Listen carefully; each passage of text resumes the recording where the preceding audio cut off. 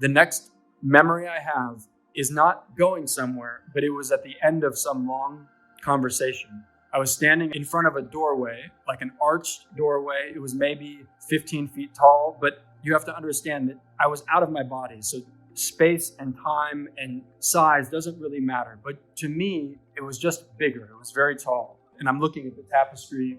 The tapestry now is, I think, 10 feet tall. So it was a little higher than that. And within the doorway were 6 luminous beings of light. And on the edges of them were a white light that kind of radiated out into blue. And the blue faded all the way into the deepest darkness. And then there were kind of stars scattered about. And we were just floating in space.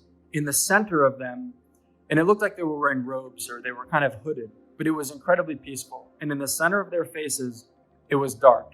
Now, I've shared this only twice before in interviews, and some people will say, oh, had dark faces, they were demons. They were the most peaceful beings I've ever been in front of. And I've been asking them as I'm sewing, can you please give me some information that I can share about why I saw that so that people will feel peaceful and nobody will be misled into thinking they were not peaceful and they were not benevolent and loving.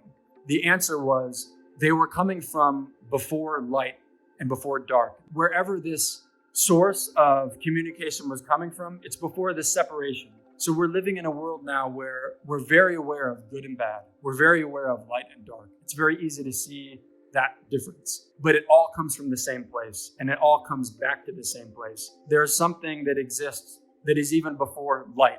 It's where the light comes from. The faces of these people was so pure and so unified. And I could feel we're all a part of it and we're all interwoven and connected. That's what was at the center of them. And that's what I was speaking to. So if you're imagining like an inky black darkness, it was something that's never changed. It's always been there. It's like the silence between a song. I won't speak any more to it, but they were very peaceful beings. And we were having the end of a conversation and we were making an agreement.